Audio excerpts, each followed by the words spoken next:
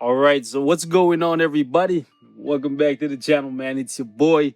And over the past couple of days, I've had a lot of people hitting me up more and more asking who's the best character for them to awaken and transcend. Because as of right now, it is free to transcend the first 10 characters that we got. It's not free for Medusa, but for everybody else, there is no cost to transcend them until the September 2020 update.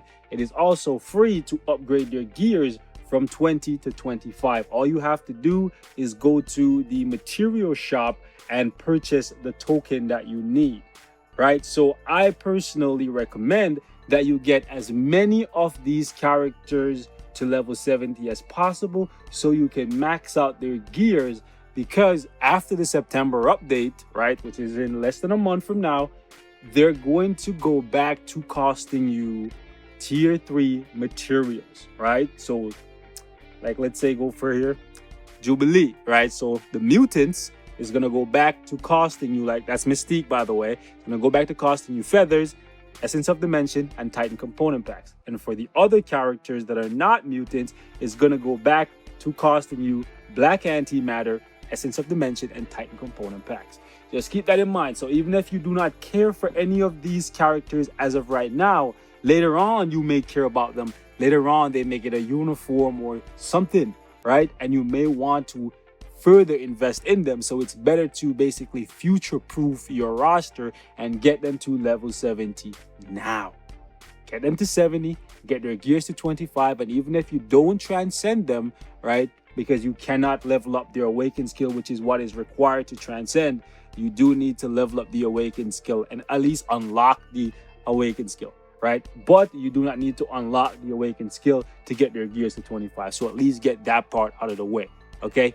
Again, I'm stressing that because that's going to cost you a lot of gold and a lot of tier 2 and tier 3 materials in the future. So that should be priority 1 before you even think about transcending these characters. Just get as many of them as you can to level 70. But if you don't care about any of that and you just want to transcend some characters because you just want to slap in world boss, who should you transcend? Well, just keep in mind, okay, very important note before we begin. All characters will eventually become useful to you for farming story mode fragments, as the daily recommended characters will change, right, constantly over time. And as we get new stories added, so for example, we go in here, this is not always going to say Iron Man, Blue Dragon, Doctor Strange. Eventually, it will change. And the same thing is going to happen when we get these 2 chapters for the Agents of S.H.I.E.L.D. and the one for the Ultimates, okay? These characters that are already in the game will see themselves featured in those stories to give you Odin's Blessings, type enhancement, right? Which many of you guys may not care about the type enhancement now, but later on, if PvP does get a rework, you might want to, like, invest further in these characters to make them better in PvP. Or maybe we get more content that is not universal and you want like a speed type that's going to do more damage to blast type, etc. Just keep that in mind, okay? All of these characters will eventually become more useful to you as we get more chapters added in the story. Maybe later on, they'll make it so that you can get like CTPs or whatever from these stories, or comic cards or whatever, like these ones right here that's dropping you Odin's Blessings when you combine the fragments, okay? Just keep that in mind. These are very important things for you to consider. However, let's say you don't care about any of that. Cool. Let's jump right into it. The number 1 character that you should definitely transcend at some point.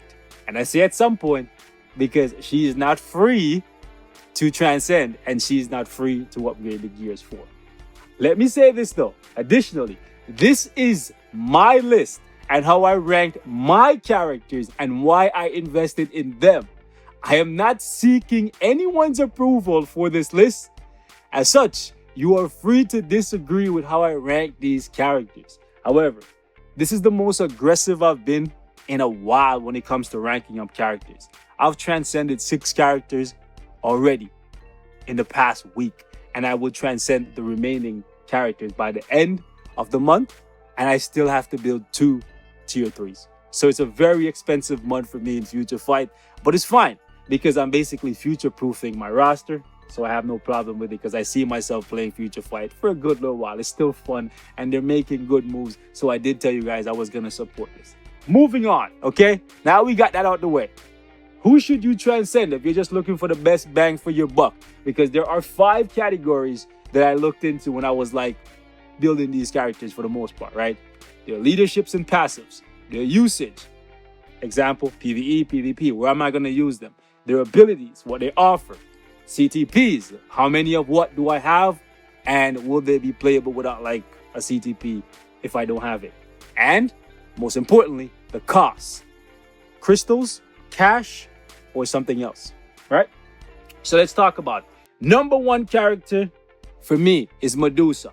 Very low cost. Medusa has a very good leadership for universal characters. She's a support type for the Inhumans, and she has a good tier 2 passive. So that made me very happy because this helps her stay alive and gives her some offense as well. Additionally, I've been testing out Medusa. She looks really, really, really good for PvE content, and she has some PvP killing potential. I love that. Additionally, in her skill set, she has healing, she has immunity, she has invincibility, she has penetration, she has iframe, she has iframe ignore, right? She has accumulation, defense down, insane freaking buffs, and she can crowd control bosses with her 5th skill to basically make sure that they can't leave, all right, and just take away all your damage by just evading the skill. The paralysis there for 2 seconds is pretty good. So I put Medusa as the number 1 character. Now, let me say this. You might not want to awaken her this month, just because the other characters are free to upgrade as long as you get them to level 70. You might want to just focus all your black antimatter that you would put into her, into getting all of the other characters, or as many of them as possible, to level 70 so you can get their gears upgraded for free. Because as good as Medusa is right now, she's going to be just as good a month from now. Just keep that in mind. Additionally, Medusa works very well with an obelisk. She can work with a CTP of energy, but she works best with rage. Let me just say that I do have rage on her and she gets busy with it. In addition to that, she's a low cost character. All you need is 1050.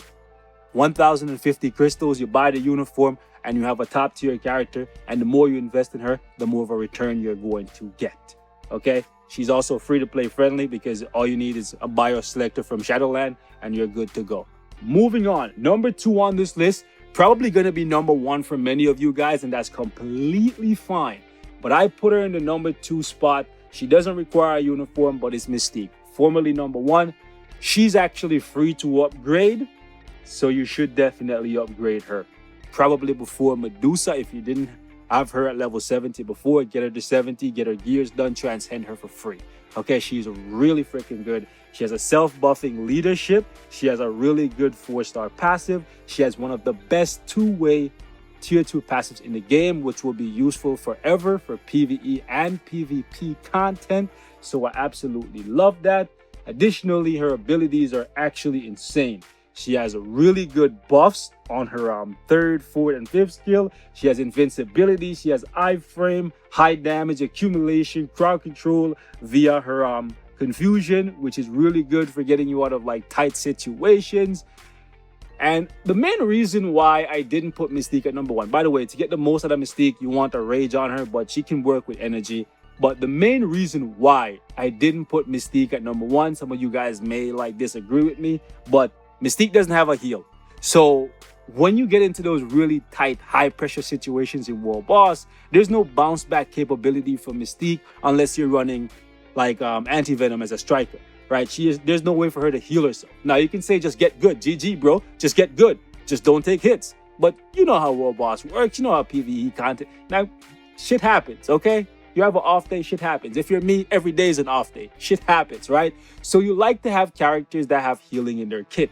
So because of that, I put Medusa a little bit above her because Medusa has healing built in. And also, Medusa is way cheaper than Mystique. Mystique, the cheapest you're going to get a tier 2 Mystique for is 2,500 crystals. 2,500 crystals to purchase Mystique from the shop right here. Character, not character growth. I'm tripping. Character down here, right? The cheapest you're gonna get Mystique for when you buy it the first time is 2,500 crystals. But then after that, you have the choice of spending more crystals, which you shouldn't, because now every month, from the looks of it, we're going to get a token event. So as soon as this one ends right here, we're probably going to see the next token event. And in that token event shop, we're going to see a mega tier 2 ticket. So the cheapest you're going to get a Mystique for is 2,500 crystals, plus you're going to have to drop a mega tier 2 ticket on her, which in like crystal cost, that's over 5,000.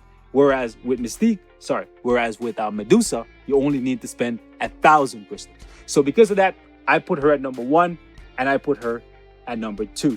The healing and the costs just realistically made the difference here for me. But both characters are fantastic. You could put either one at number 1 and most people wouldn't argue with you, especially since Mystique has that support passive that will apply to everyone, whereas Medusa's will only apply to Inhumans. Okay, moving on. We got my man right here, my main man, Alpha Ray Bill. Okay, I know y'all, I know, Beta Ray, I know, okay, but he too alpha. Okay, so Beta Ray Bill is just really strong. He has a leadership that will apply to all lightning characters, a leadership that probably Thor should have had from the get-go, but Thor never got it. His 4-star passive is pretty good. His tier 2 passive is pretty lame, but overall what makes Beta Ray build really good is his high damage plus his invincibility, his immunity, and his lightning resistance down. He can bang, and he can bang really hard. The beautiful thing about Beta Ray Bill is he works with an obelisk, he works with a CTP of energy, and you never need to consider giving him a CTP of rage because this right here is optimal. All right, so a character that works really well with a CTP of energy is kind of rare these days. Not saying like it's not. I'm not gonna say it's a bad thing or a good thing that we're getting more characters that work well with rage, because even if a character works well with rage, they can still work with energy as well. It's just that rage is better. But in the case of Beta Ray Bill, it seems like energy is just perfect for him, right? So that's something for you to keep in mind. Cost for him though, very high, because you have to complete the entirety of the epic quest right here, which includes you tier 3 another character just to get Beta Ray Bill at level 60. Okay, so very high cost, but he's free to play friendly, and over time you can attain him. Now, some of you guys are gonna disagree with this next one, but it's completely up to you. I gave my man Amadeus Cho the number 4 spot. You let me know how you feel about that. Now, his leadership is trash, right? Leadership is trash, but his passive is actually pretty good. I really love it. Like his passives, both of them are really good. Not to mention his uniform turns him into a crit monster. By the way, cost behind him is 1050, just like Medusa. So low cost character, gotta love it, right? In addition to that, he's good for all PvE content. Haven't gotten around to trying him in PvP, so I can't speak to that regard just yet. He has accumulation, man has defense down, he has healing, which is a really big thing for me, right? He has attack buffs, and he has damage reduction and invincibility. He works really good with a regular obelisk, even a CTP of energy, but I find that he works best with rage. Number 5 here, we're going to try and speed it up because, yeah, video is getting really long. I want to give you guys as much information as possible in as quickly and timely a manner as possible. But moving on, number 5 is the Blue Dragon. Now, most of you guys would probably put her above Cho, but again, something that I always need to consider is the cost versus the return. And her cost is just like Mystique, 2,500 crystals to purchase her from the store, and then a mega rank up ticket, a mega tier 2 ticket, because she's already at 6 stars, right? And then a mega tier 2 ticket from the monthly event shop. Very expensive, over 5,000 crystals if you're buying the mega tier 2 ticket outright. But you should ideally just farm and collect those tokens every month and use it on characters like these. Overall though, her kit is pretty amazing. She has one of the best leaderships in the game, right? One of a kind, because it offers so much. It offers you that 65% attack plus debuff removal. We haven't seen anything like this since, right? So it's really good. 4-star passive on her is pretty good as well. Tier 2 passive is all right? And overall, her lightning resistance and her attack buffs are actually really good. She has an iframe and stuff. Best CTP for her, in my opinion, is either Judgment for PvE. You could also go with Rage, but I would say Judgment. Or if you're going a PvP route, you should go with a CTP of Destruction, because in the entirety of her kit, she actually has no penetration. And you say, why would I want to run her in PvP? Well, that's because of the debuff immunity leadership, which is meta for PvP. And then if you combine her with Sunbird, she's going to get a revive, and that's actually going to make her quite dangerous for PvP. We'll touch on that later. Okay, so number 6 on this list for me is actually Dr. Octopus. I wanted to put him higher on this list, but I realistically couldn't. And part of the reason why he's even so high up is actually because he's a required, right? A required, not recommended. He's a required character in this uniform for squad battle. If you want to farm effectively every week to get as many Mandalay gems and Awakened crystals as possible, if you get to Vibranium, where I'm at, which is the highest class you can be for squad battle, you're going to need him in this uniform, and you're eventually going to need him Awakened so you can score over 800k and possibly higher so you can rank in the top 3 and get extra materials per week. So that's part of the reason why he's so high up, because I think he's recommended, well, highly recommended, pretty much required for squad battle. Most of you guys don't care about squad battle, but it's a necessary evil to awaken your characters, right? Overall, his passives are decent. I like his new passive. The 20% physical attack is nice. He doesn't really have too much else going in this kit. He does have defense down though, and he does have immunity and accumulation. He works with energy. I have him with that, but some people say he works even better with rage. I haven't gotten around to testing him with rage. I don't think I need to. I think he does well enough, and he's only at 1050 cost. Right, he's free to play to build up from Shadowland selectors, but the uniform is 1050, so that's a part of the cost for the character. Okay, moving on. Number 7 on this list is the next character I'm gonna awaken. Is actually the Red Guardian, and most of you guys are gonna be like, really, Red Guardian is so high up? Yeah, man, Red Guardian actually has a pretty good kit. Like, his leadership is okay, right? His passive is actually pretty good, both of them actually. And then if you look at his overall skill set, it's pretty nice, right? And he has some PvP kill potential, but it's mainly for PvE, right? He has some strong buffs on his 5th skill here, plus he has penetration, defense down, iframes, accumulation, and invincibility. Pretty good kit if you ask me. He works really good with energy. I tried him with energy, right? And I think I'm going to try him out with rage once I awaken him, so look out for that. Also, uniform for him is recommended just because it makes him a little bit better, but it's not required. You could definitely get stuff done with him, and you could definitely still justify the awakening without the uniform. But if you're going to go that far, it's like saying, I'm going to tier 3 my Namor, but I'm never going to buy his uniform. No one would do that, right? I know Namor's uniform offers a little bit more, but I'm just saying, and he's free to play, by the way, right? Just keep that in mind. Moving on, number 8 on the list is Red Skull.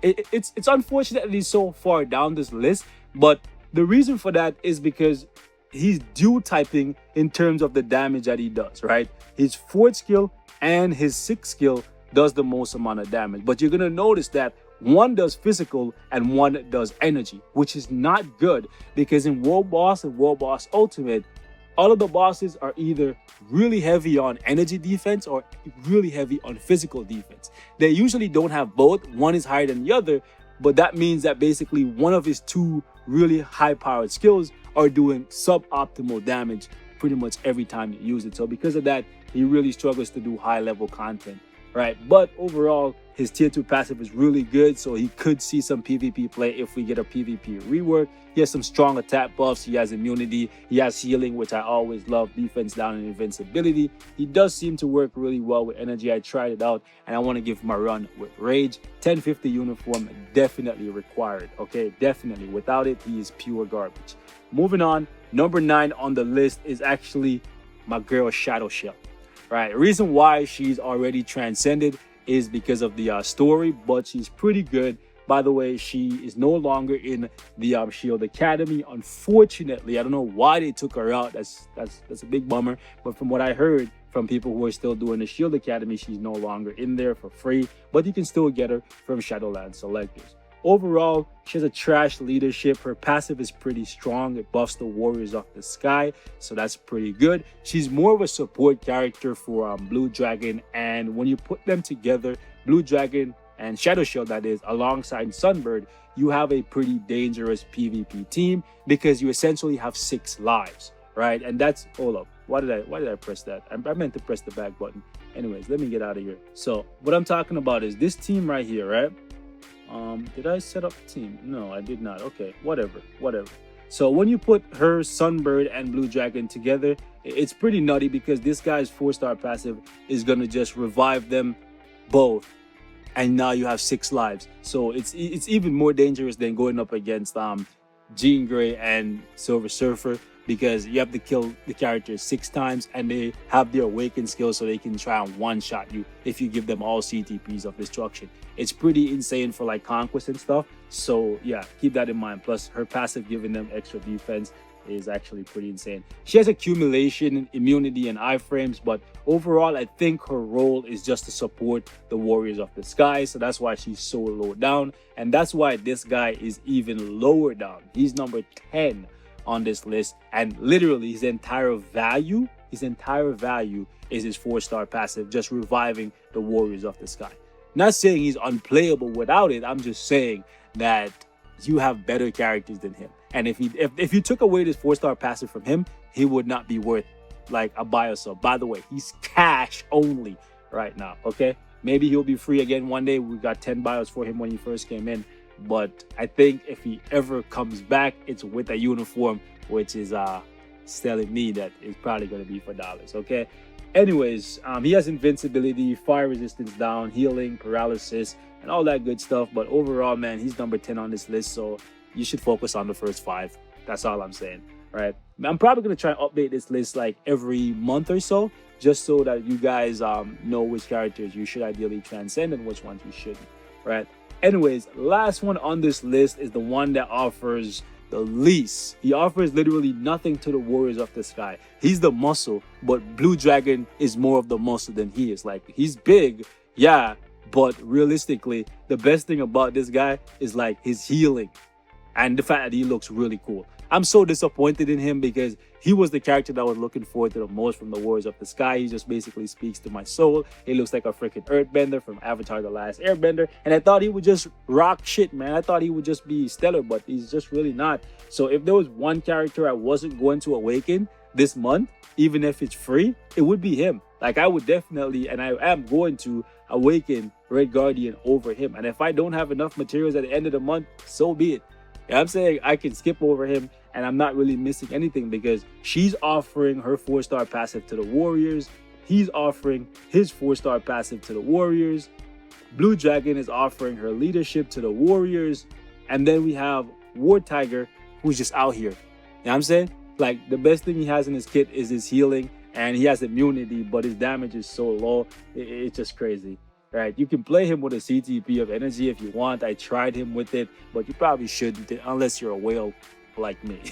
Right, but he's free from Shadowland selectors and he doesn't require a uniform, and he's decent for War Boss, let me say that.